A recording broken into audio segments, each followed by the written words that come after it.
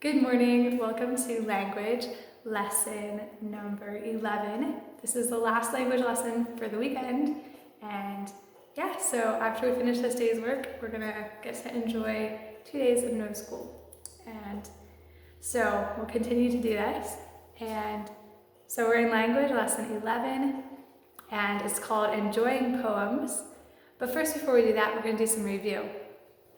And the special movement or flow of a poem is called rhythm. And a poet is a person who writes poetry.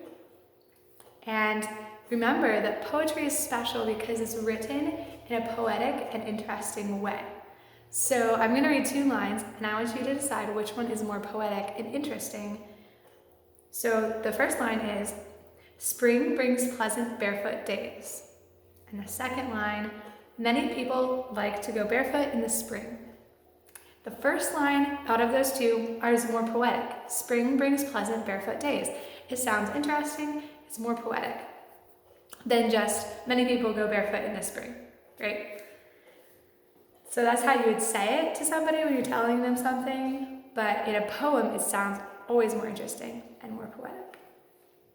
And the questions that adjectives answer, adjectives come before a noun and they describe it.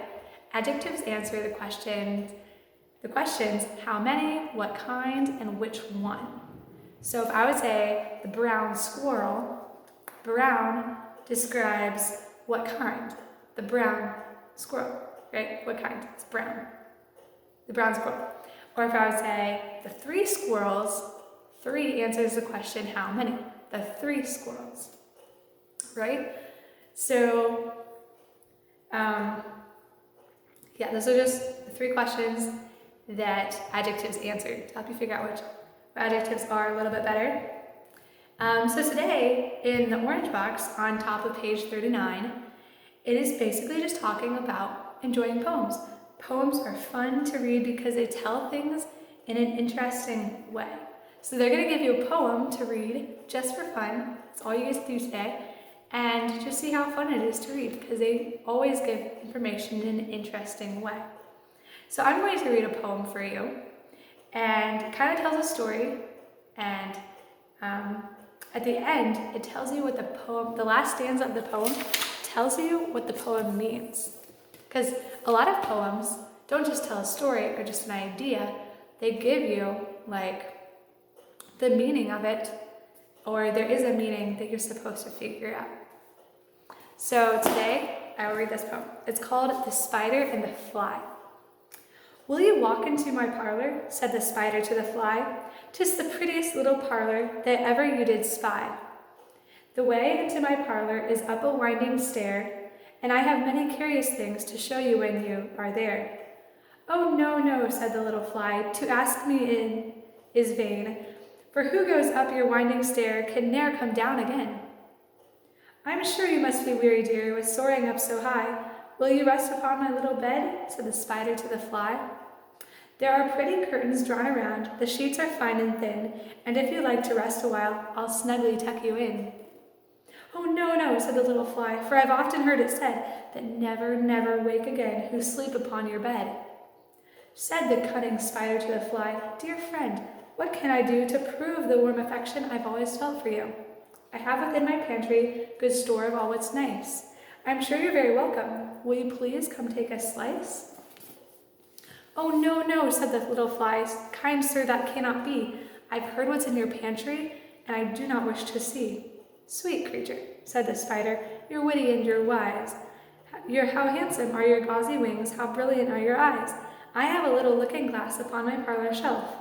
If you'll step up one moment, dear, you shall behold yourself." "I thank you, gentle sir," she said, for what you're pleased to say, and bidding you good morning now, I'll call another day."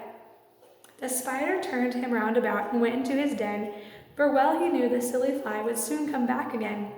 So he wove a subtle web in a little corner sly, and set his table ready to dine upon the fly. Then he came out his door again, and merrily did sing, "Come hither, hither, pretty fly, with a pearl and silver wing.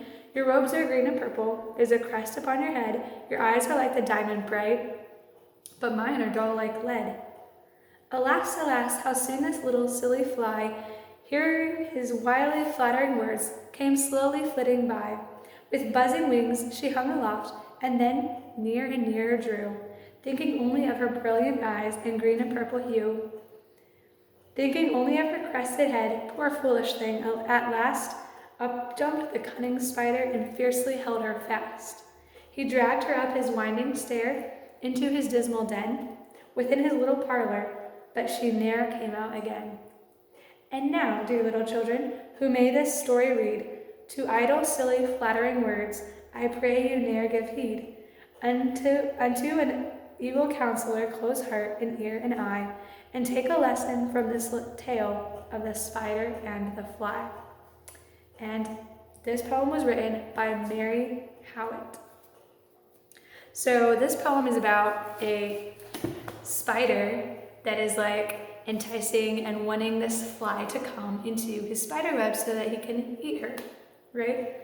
And so he tries to like tell her about how amazing his home is, like his spider web is. But the flies, like I've heard before that flies like never leave this place alive and they never come back again. And that's what happened, but he gave in to the flattering words of the spider, and so the fly had to die because the spider ate him and beckoned him into his spider web, right?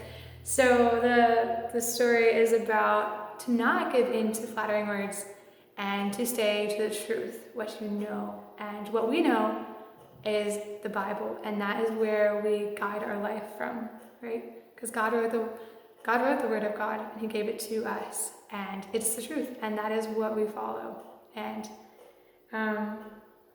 so don't ever give in to other ideas, but stick to the Word of God and make sure everything lines up with the Word of God, and that's where your source is of truth.